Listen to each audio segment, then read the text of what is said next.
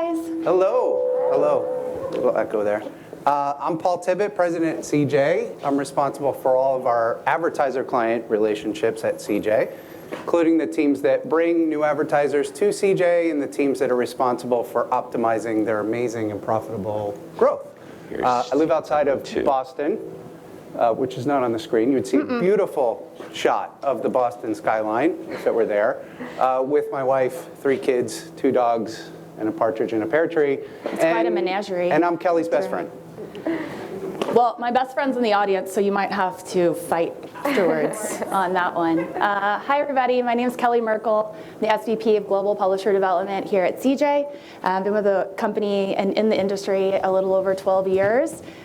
So I oversee our publisher networks across the world, helping grow, build, maintain, and scale publisher partnerships and relationships across the world, which has been a really amazing experience. I spent most of my time at CJ on the advertiser side, so publisher is still like relatively new in my career, but love it. I love what I've been able to do with our partners, and we're excited to talk today more about where we think the industry can go. So Kelly, before we get into that, tell me something about your shopping behavior that's changed over the past 2 years. Yeah, a lot has changed. But I think one of the biggest changes that I've made in the way that I shop online has been with grocery shopping. So I never wanted to do delivery before. A little something about me, I have control issues. And so I always wanted to make sure that I could pick out whatever produce I wanted, or to find something on sale, or to be kind of like inspired to try a new dish, depending on what I saw in the store. But then when COVID hit, it kind of became, a necessity of wanting to be able to, safely and easily get groceries. I also didn't have a car for a little bit. Because I live in a city, not because it was like financially destitute, I just didn't have a car.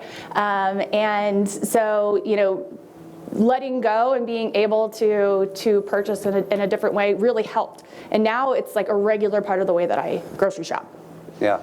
What about you? Well, I still worry about the people of Chicago with that car. You should be. I'm not a very safe driver. So for me, it was travel insurance. Never used to buy travel insurance. I'd see the little pop-up, do you want to protect your investment? No. Are you sure? Yes. Leave me alone. Never really thought too much about it. And then last year, about 6 months ahead of time, planned a trip to Disney with the family. So 5 people, big expense, 6 months away, so much uncertainty. I decided to buy the insurance for the first time in my life. And I've done it a couple times since then as well. And it really made me feel empowered, like I could go ahead and hit that button and purchase the full trip without having to worry about what might come later. So that was the big change. Yeah, a lot going on. Yeah. But certainly we're not the only ones who have changed our behavior in the past couple of years. And so we're going to talk a bit about some of the more, what we feel are meaningful changes that have happened over the past couple of years. But more importantly, we're then going to pivot and focus on what our channel did about it and how we reacted so effectively and rapidly to meet the changing times and the opportunities that they presented, which really solidified our position as the power player in the customer journey. So we're going to spend the second half of our little chat talking about that. But this is a hybrid approach. So Kelly and I are going to talk for a total of maybe 20 minutes, and then we're going to bring some panelists up to the stage who can offer their expert opinion and point of view based on their client experiences and what they saw as a business as well. So with that, let's get to it. Okay, so lots of changes in the past couple of years. There's going to be 3 that we focus on today. If you go ahead and click, Kelly. The first is the most obvious and the one that is probably the least new of the news that we're going to share today, which is that, did anybody hear that there are more people shopping online and spending more of their money online? Anybody hear that? All right. We get these lovely emails from eMarketer. Thank you, eMarketer, that kind of call that point out and give us these lovely charts that show us how much of the spend has shifted. And by many accounts, we kind of leapt? Took a leap? Yes. Leaped or leapt? Leapt? I don't know. 2 to 3 years up that curve of that shift of spend coming from offline to online. So that's really interesting and impactful and affected all of our businesses. But What I find more interesting is that PricewaterhouseCoopers found that 75% of consumers tried a new online shopping behavior since the pandemic started, and 36% bought a new brand online that they had never tried before during the pandemic. And 75% of both of those audiences, I'm sure there's overlap, intend to continue to do so post-pandemic. So these changes and this flow is here to stay. And what I really think that this signifies is kind of an acceleration of a trend that had already been happening, where e-commerce has shifted from sort of a fulfillment mechanism for a handful of categories for a number of people, but for a small percentage of their spend, to a full funnel exploration device across many and almost all categories for almost all the population for a rapidly growing portion of their spend. Yeah. What else has changed? I think that's it. Thank you for coming. Thanks. So second behavior that we wanted to talk about is this idea of convenience. You know, consumers really wanted to make sure that they could quickly, easily, and safely make the purchases that they need to make on a daily basis.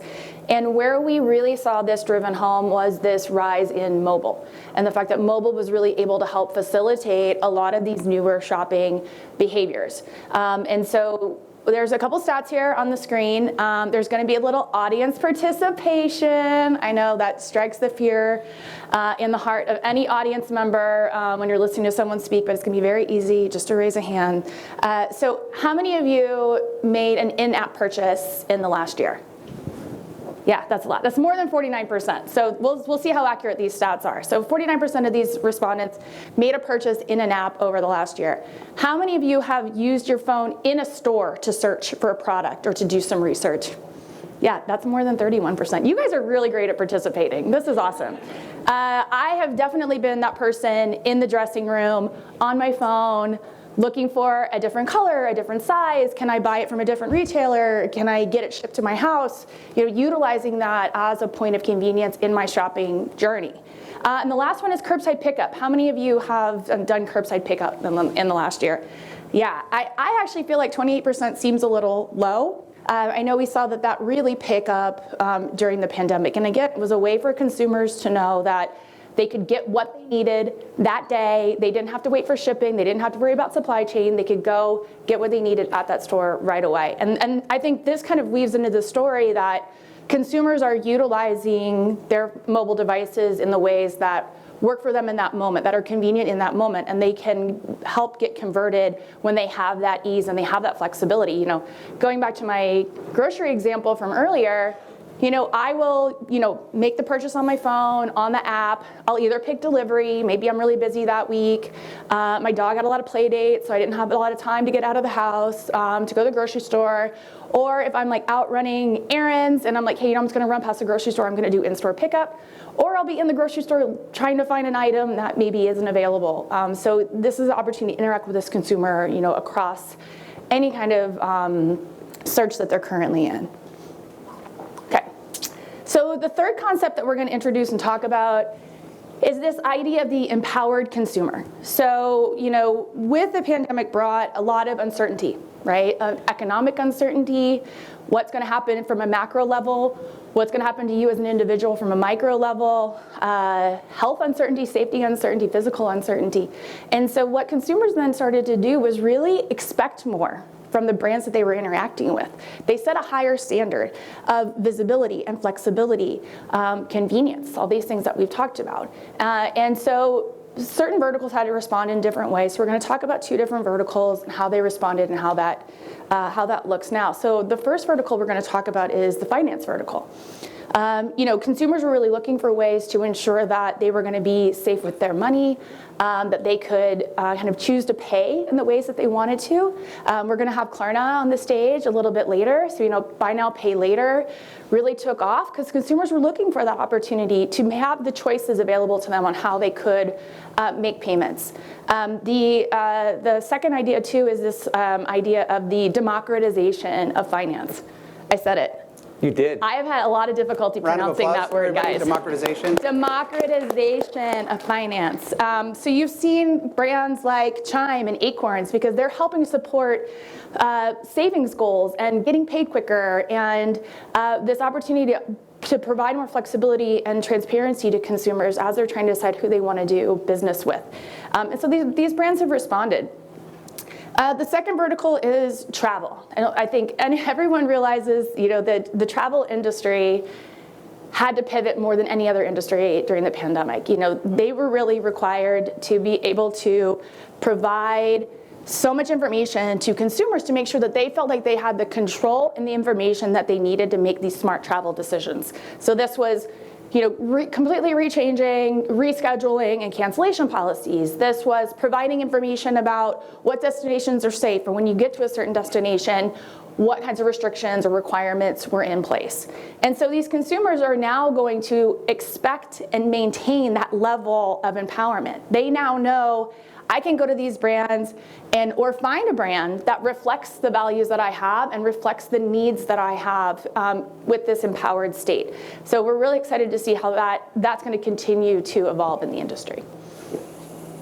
Okay, so just to summarize again, more consumers spending more of their money online in more categories, utilizing new shopping behaviors. Initially, out of necessity, right? They really didn't have a choice, but here to stay due to the convenience and empowerment that they found online and the innovative ways that merchants and publishers adapted and actually facilitated those changes and new demands for consumers. And we feel like these changes got the C-suite's attention. And for many of us, we've been fighting for that for a while now. Kelly longer than me. Thanks, Kelly. You're welcome. But we think in the early days of the pandemic, the C-suite attention, sorry guys, allergy season. The early days of the pandemic, they were drawn to the high ROI, which we've been talking about for a long time. Years. Thanks for noticing, guys. And the safe harbor that Kelly and I talked about in a podcast early in the pandemic, that the guaranteed outcome channel was finally recognized as being the safe place when spending ahead on upper funnel media became incredibly risky, right? Because you didn't know if the sales were ever going to come from those investments that you were putting in. So the C-suite got really excited about that. But like the changes in consumer behavior that we think are here to stick, we think the C-suite's attention is here to stick as well. But we want to do our part to ensure that it does stick and that elevated seat at the table does continue. And so that's the second part of what we're going to talk about today. Again, in three parts. So the first is this idea of full purchase path activation combined with measurable outcomes. But the third and kind of key point to this that we hope you take away from our chat today is this idea that because of those first two things, the third is possible, which is that affiliate is really the amplifier of all digital marketing. And that's a super powerful message. So let me explain what I mean by that. Affiliate is the channel of channels. We've got something for everyone at every touch point in their journey. And not only do we have something for them at every touch point in their journey, we also measure every touch point in that journey in a pay-for-performance guaranteed outcome model. And so because of those first two things, we can talk about how it amplifies everything else that they do. And we're going to start that with a little bit more of an exploration into full path first. Yeah, full purchase path activation. That's also hard to say. Full purchase. Why do you put all these hard words in our presentation? Your slides. I know, sorry. All right, so I think everybody here has probably seen some variation of this customer journey chart, whether it's a funnel, whether it's a cycle. We've all kind of talked through these over the years, right? So what we want to talk about today is continuing to build and grow the idea of the fact that because affiliate is, we kind of call it this like channel of channels, right? Like anything we can do anything in affiliate. It's not just one thing. And that's, I think, what's so amazing about the industry that we're in. We have this ability to use our publisher partners that I work with every day that do amazing work to touch and interact with these consumers no matter where they are. No matter where they are physically, whether they're on their mobile device, whether they're at home on their desktop or their laptop, they're on their tablet, they're in a store, we can reach them wherever they are. We can also reach these consumers wherever they are mentally. Where are they in this consideration state? Where are they in their decision-making process? So that's what we're going to dig in a little bit more today. So we're going to start with this idea of discovery. So we talked earlier about consumers now shopping in more channels, discovering more brands.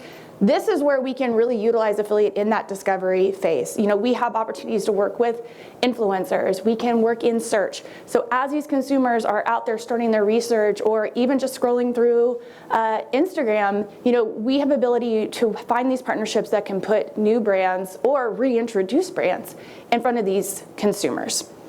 The second phase of this is evaluation.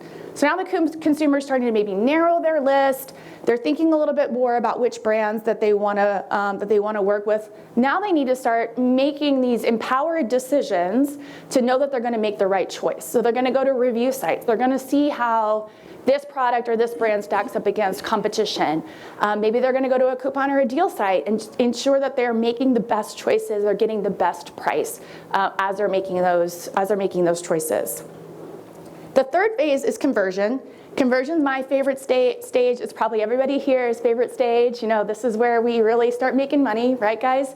And so there's still opportunities at that stage to continue to influence and help consumers make decisions, because you're still trying to support ensuring that they feel like they are making the right choice, that maybe that there's a convenience factor that we can lean on at this point. Someone's out in a store and they're on their phone, they're making that last minute decision. Okay, is this for sure the product that I want? Is there a better price somewhere else? Can I pick it up? Is there an in-store offer, a buy online, pick up in-store offer? Is there an opportunity that maybe I can link something up to my card? There's always opportunity to continue to introduce new ideas to these consumers, even at that point of conversion. And the fourth stage is advocacy. We don't really talk about advocacy a lot, but it's this idea of post-purchase, ensuring that these consumers still feel like they're making the right decision and that we can get them to make that decision again. So this is going back to maybe it's a couple days later, they get an email, their cash back is in, maybe they're getting points, maybe it's a brand loyalty opportunity, so that these consumers are getting reintroduced, reinvigorated, and excited about the purchase that they just made. So again, going back to that kind of like empowerment, so that these consumers know that they made the right choice. So the next piece of this that we're going to talk about, though, is measurable outcomes. So that consumer journey, talking to consumers, engaging with consumers, getting them to become shoppers and hopefully at the end loyal shoppers is fantastic. That's what we do day in and day out. But where the value really comes is how we measure it and the fact that we can measure it. Affiliate is one of those few channels that can close that gap between marketing effort and actual KPIs, actual performance, actual outcome. So this is why we need to be screaming in front of the CEOs and the decision makers and the CMOs about the value that affiliate can bring and where we can really start to move the needle on growing investment across our industry. So there's a couple different reasons, a couple ways to really help drive this home. Excuse me. The first is low risk testing. Because we are CPA based, because we are conversion based, marketers have this opportunity to test and try new things in affiliate without a big outlay. Paul talked about this a little bit earlier. There's a certain inherent risk of laying out like a big spend for something that you maybe aren't as familiar with or aren't quite sure how it's going to work out. But in affiliate, we have that opportunity to test and try and prove things out and then utilize those findings to then extrapolate that into a larger strategy, not only for affiliate, but potentially for other channels also. So the second piece of this is efficiency. So because we've tested, because we have full journey visibility, because we have all of these insights, because we do know when and where consumers are converting, we have that full picture. And we can use those insights to then be very strategic with investments, be very strategic with how those funds are then being applied so that we can continue to build that ROI that has made the affiliate channel be such a power player, back to the title, power player in the industry. And the third piece of this is tracking integrity. So through the years, affiliate has been known as one of the most comprehensive tracking channels. We've all worked really hard to build up our tracking and our platform capabilities. But in the face of this cookieless world and consumer privacy changes, we've all had to pivot and really think about what is the best way to move forward. And I feel like the industry is responding. At CJ, for example, We've built a universal tag for advertisers. We're launching a publisher tag to ensure that we're continuing to build that comprehensive, accurate, holistic tracking view for all of our clients, advertisers and publishers. So there's opportunity there to bring those pieces together, to build that story, to increase the investment in the affiliate channel, and that's ultimately I think what we're all trying to do. Great. And we know that our advertisers benefit most when they add affiliate to their omni-channel strategy, right? There was a white paper we put out a few years ago about incrementality and the fact that by adding affiliate to the mix, you get higher customer conversion, you get higher spend per customer, et cetera, et cetera. All these amazing quantifiable stats that we can put out into the world and say, see, we told you affiliate is incremental. But I think that the bigger point here is that, again, scaling back to some of the earlier things we talked about, is that full purchase path and the measurability is why. This is some of the why behind these stats, right? And so if you kind of peel those back and time back some of the things that Kelly was talking about, you may have these advertisers with strategies or at different stages of their life cycle that affiliate may not be a fit, right, in the old way of thinking about it. Let's take somebody who isn't very promotional or has to deal with the constraints of map pricing. So, again, in the old way of thinking, you might say, well, that's not really a fit for affiliate. But if you look at our friends at Nike or Sonos, if they're looking to amplify the effort that they're putting around attracting consumers that do demand a certain level of promotion, they can use affiliate for cashback or other types of incentives that don't necessarily mean they have to go to a coupon site or offer a big deal. The second group might be branding, right? So branding, C-suite never thinks of affiliate for branding. So if somebody was out there trying to, our friends at AT&T or Dell or Verizon trying to launch a new brand, a new product, or do other kind of upper funnel branding effort, again, the CMO would never think of affiliate in that context, but they should. In the modern affiliate world, you should be thinking about our content sites, our creators, using influencers through affiliate to amplify the message that's being driven in TV or CTV or other channels that they're using to get that branding message out there. And finally, we talked a lot about this shift in audience in mobile and just in general moving to e-commerce. But they can use technologies within affiliate, like our friends at Revlift or Yieldify, to make sure that those audiences that are coming in and those newly found people are actually converting to purchases, right? So again, affiliate can amplify the effort regardless of your strategy. If it's added to the mix in an omni-channel way, you produce incrementally better results. And now we kind of have dissected some of the why behind some of these numbers that we pulled together a few years ago. Great.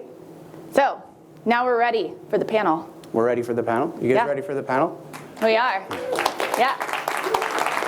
Okay. First to the stage, I want to introduce Amanda Greenwood. Aside from being a rock star, she's Director of Business Development at Button, the commerce platform, mobile commerce platform of choice for many of you and many others not in this room. She is an affiliate expert and long-timer and is dedicated to bringing turnkey solutions to customers and consumers alike. Come on up. Thank you.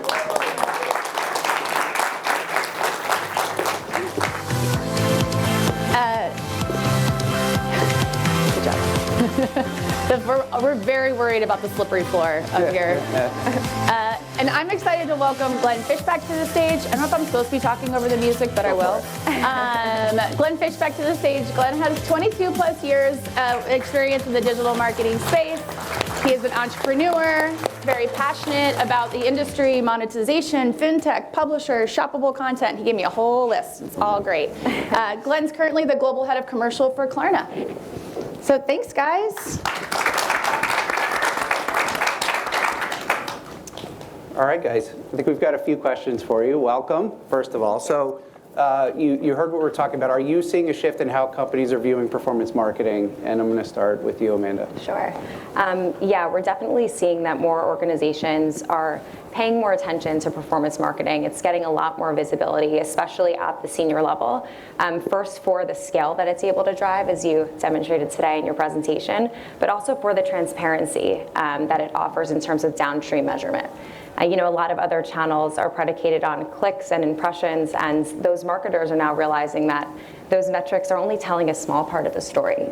And so, a good example of that, I think, is with channels right now, other channels outside of affiliate becoming more costly, where, for example, social teams with their branding budgets are becoming squeezed right now by the walled gardens. And you mentioned this in your presentation, that they're actually turning to affiliate because they can partner with influencers and content sites through the affiliate platforms, be able to track downstream conversions and see the full funnel, and also be able to pay on a cost per action basis, which of course is more efficient, drives a higher ROAS for them. So it's super interesting to see now that there is this shift taking place thanks to more people paying attention to performance marketing and focusing on branding efforts, now shifting to performance efforts. And that shift is definitely going to continue as time goes on.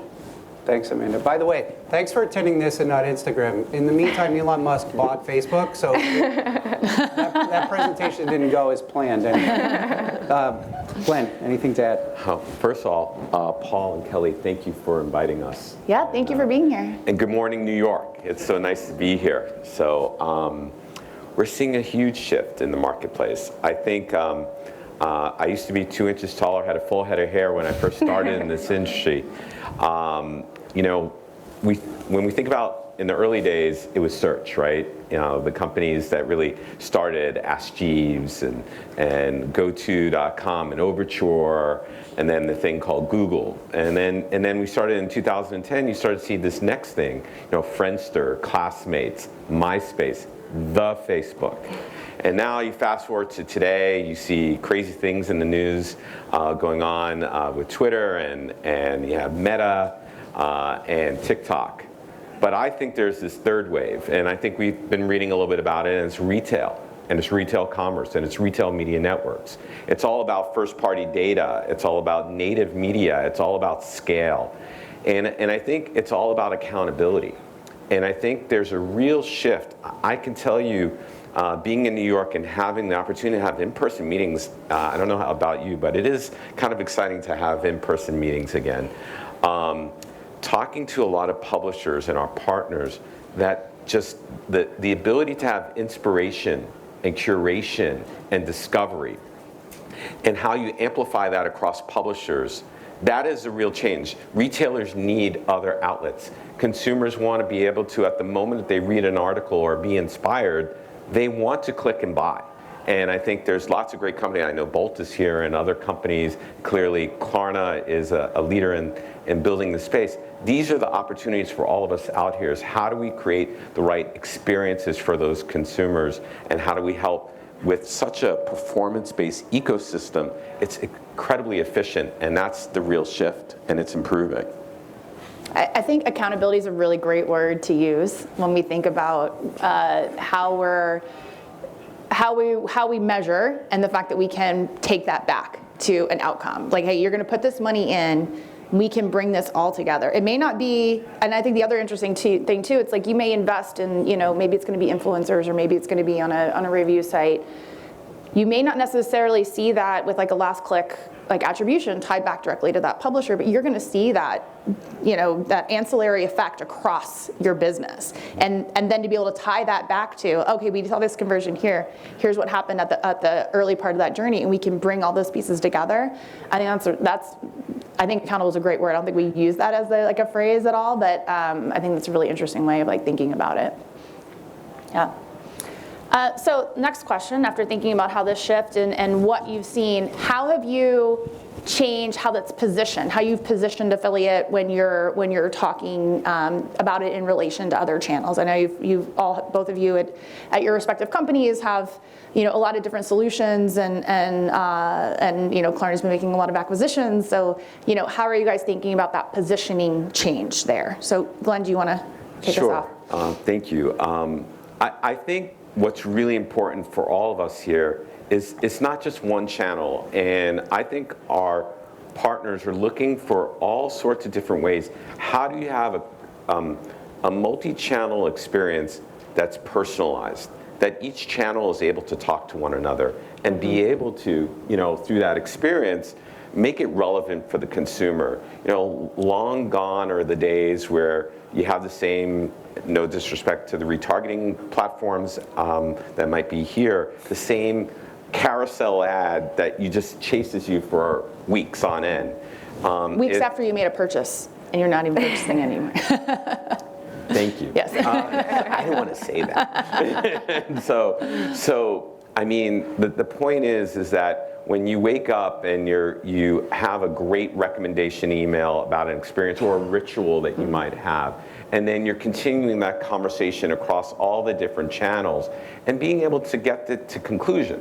And again, that's not easy stuff. I mean, I can make it sound like it's a very straightforward process. It takes a lot of effort. And I think the most important part of that is that underlying part is the data and the insights, and being able to work with your respective partners and how do you create that connected experience across those channels. And so I think affiliate powers that in so many different ways. I think performance is the big topic. With all due respect to FANG, Facebook, Amazon, Netflix, and Google, these walled gardens are incredible channels, but people want to shift their budgets. They just don't want to completely rely on those channels anymore. And it's our opportunity here in this audience, and how do we create those moments? Because people do want to move those budgets. It's extremely expensive to work on those other channels. So. Yeah, great. Yeah, I think something that we see all the time too is that, as you mentioned, there are a ton of silos between different teams, especially between different digital marketing arms within an organization. So when we get in the room with some of those other teams, we like to really use affiliate as the case study for how they also can optimize their campaigns to drive more scale and more efficiency just by rethinking, the metrics that make the most sense for their bottom line. When we talk to whether it's retail media teams, paid social, programmatic teams, we hear pretty quickly that most of their budgets are tied up in branding. And that's not to say that awareness campaigns aren't important, right? And upper funnel activations will always be there and be valuable. But it becomes really clear that there's an imbalance of how much money today is being invested into branding versus performance tactics.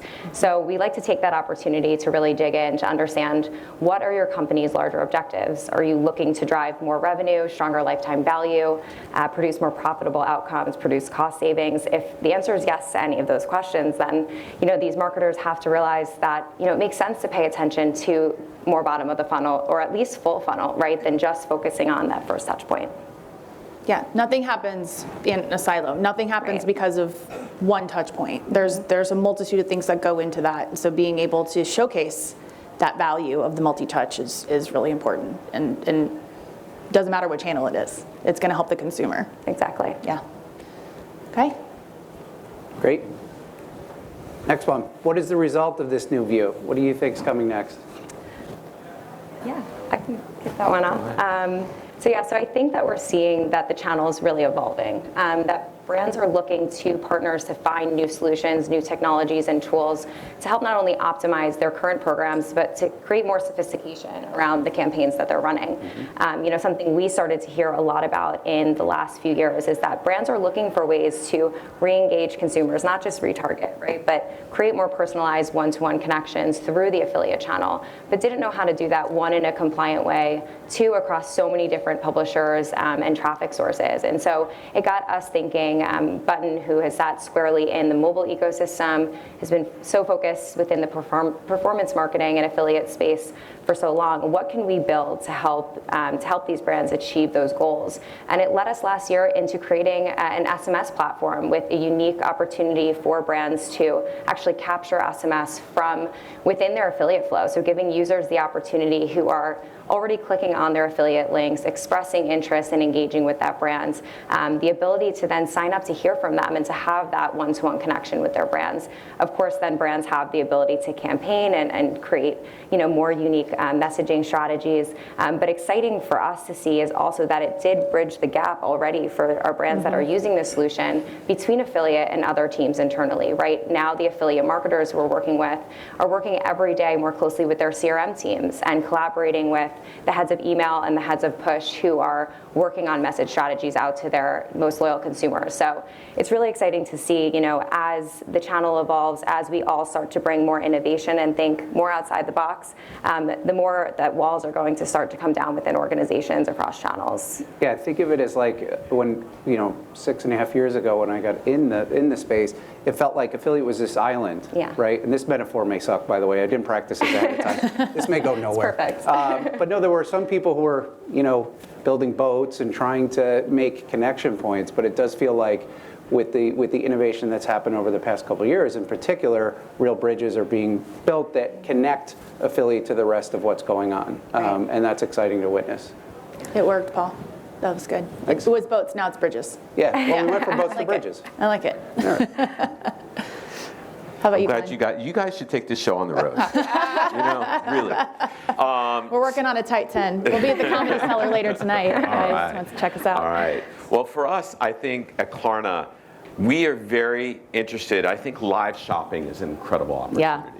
I think the concept of one-to-many, when we think about COVID and being able to, as we've all experienced, being in our homes and just, the journey and being able to get out, but the part of one-to-many and being able to experience that while having that almost that in-store experience, we think that is an incredible opportunity. And obviously, it's not something that we're wishing for. It is happening in China. It's a huge market, what's going on there.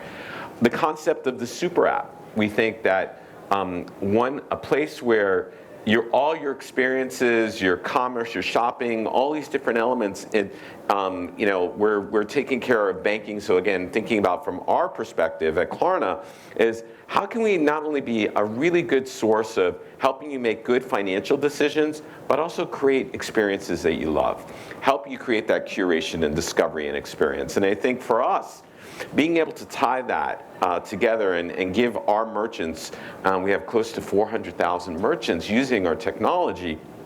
How do we do this in a repetitive format?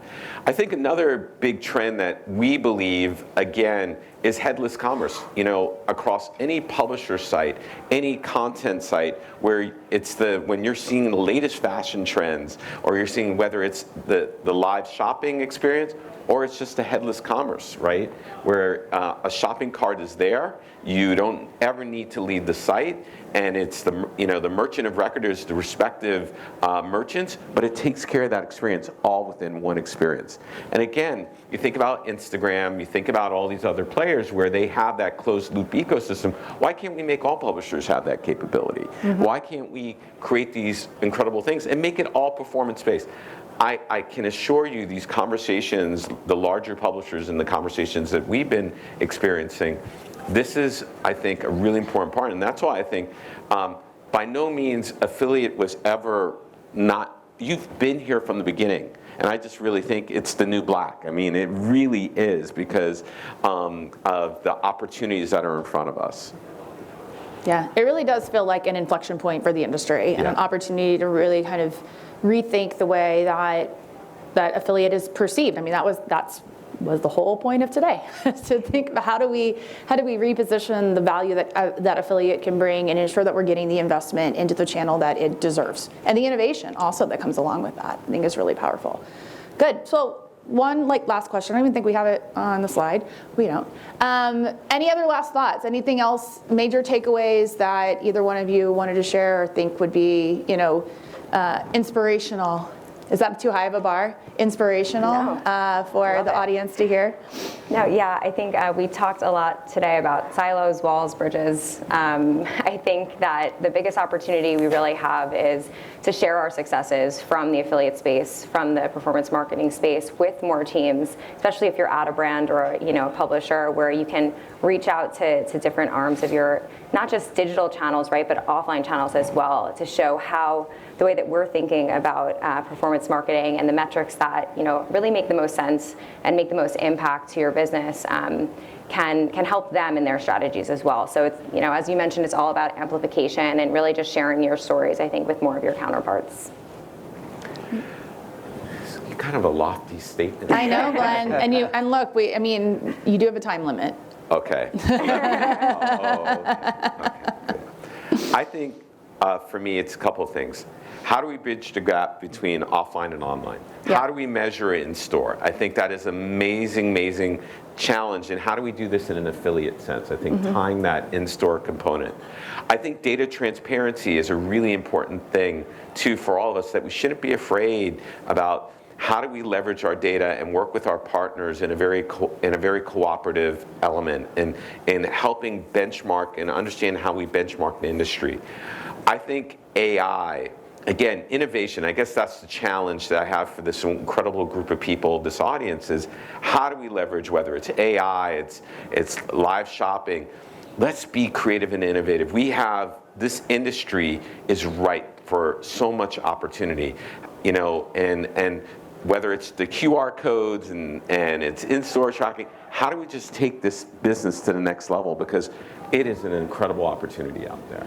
Agreed. Yeah. Agreed. Great. Thank you both guys so much Really for your appreciate help. it. So I think Are we taking Q&A? no, Okay. I don't know.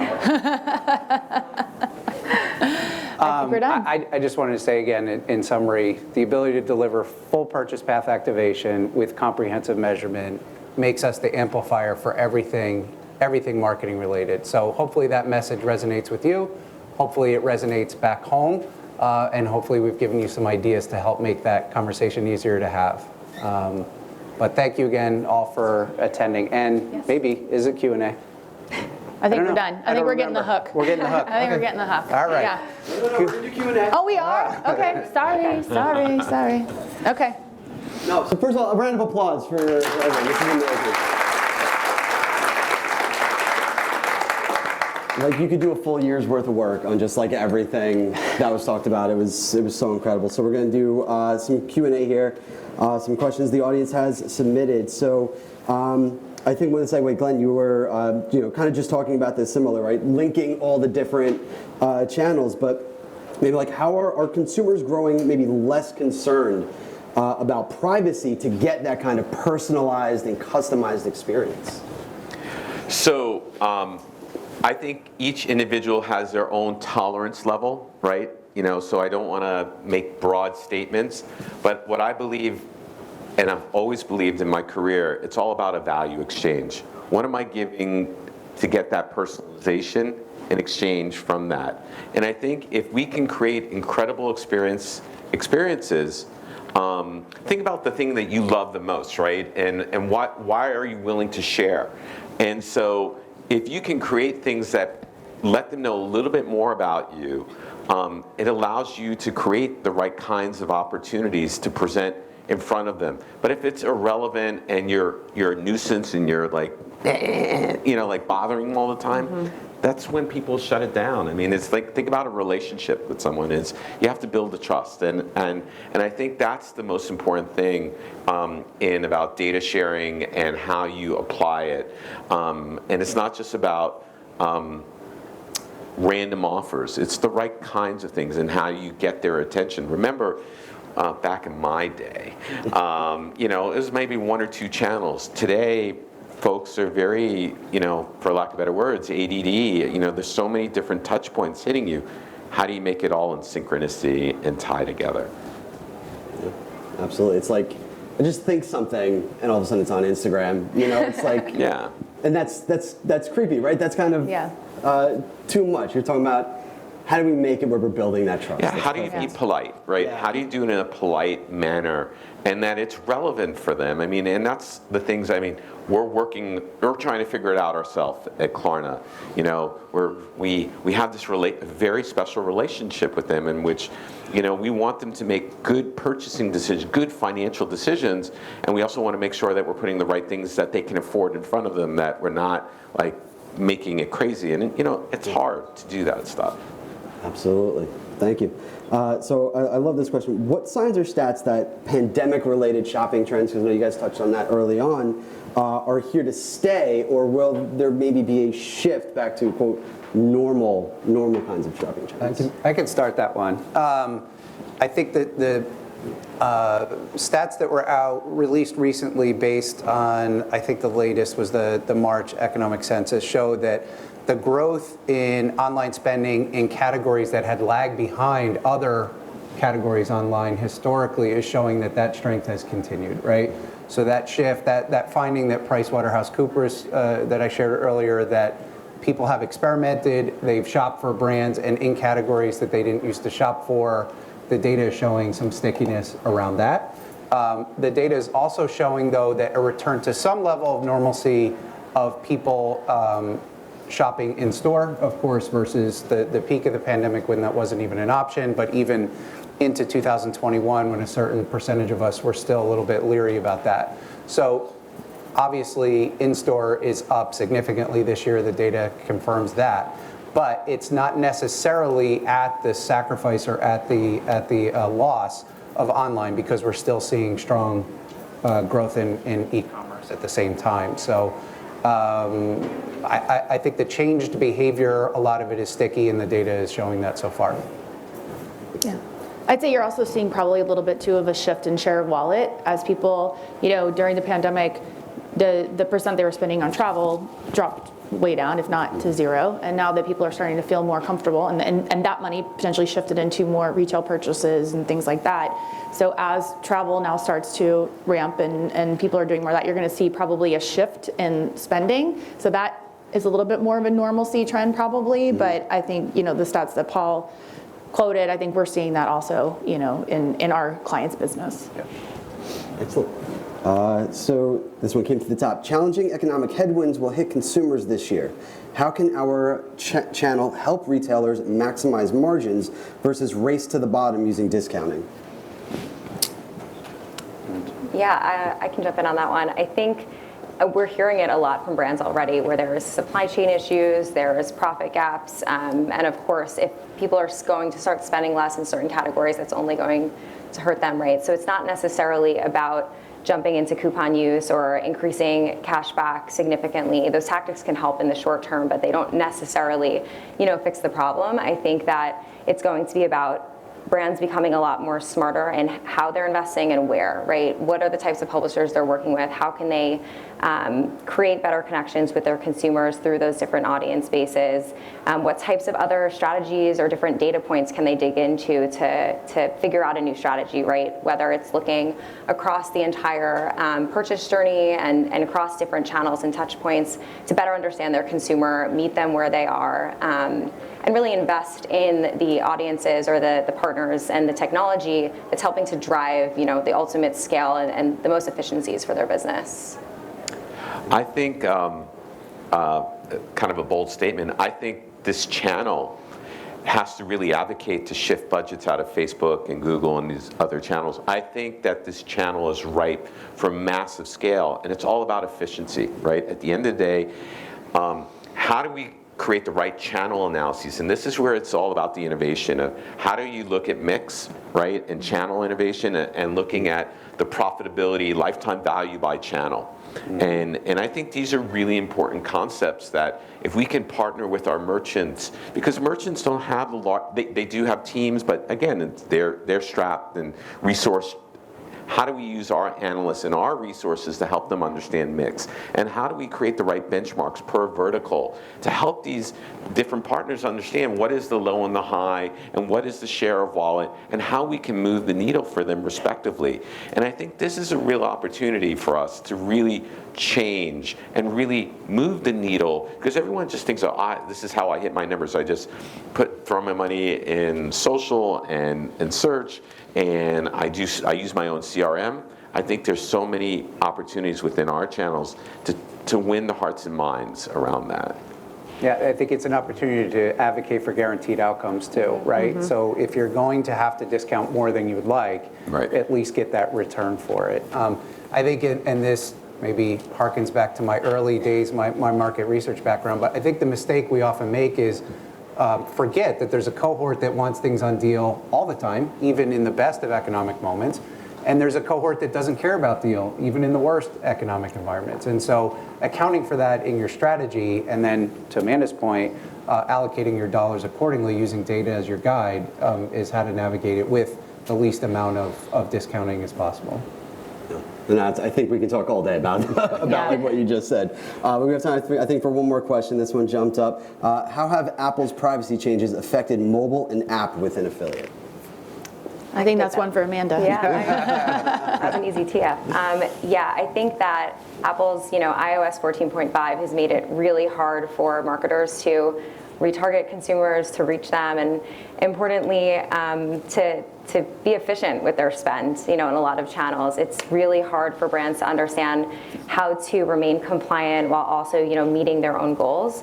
I think what it's sort of taught us is that we always need to be future or forward thinking, right? Future-proofing our technology. This isn't going away. I think more and more regulations are only going to come out, and there are ways that we can sort of combat that, or at least adjust our strategies to meet those needs. We were lucky at Button, or I was lucky, that our founders sort of had the foresight a long time ago to not originally use IDFA for tracking. And so we haven't been severely impacted in the way that we route users and track users today. But we, again, know that this isn't really the end of it, right? This is the first change of many to come. So I think we all need to sort of stay afoot and think about what could come next and invest in technology accordingly. Excellent. Well, I think we're out of time. So again, another round of applause. Thank you to the panelists.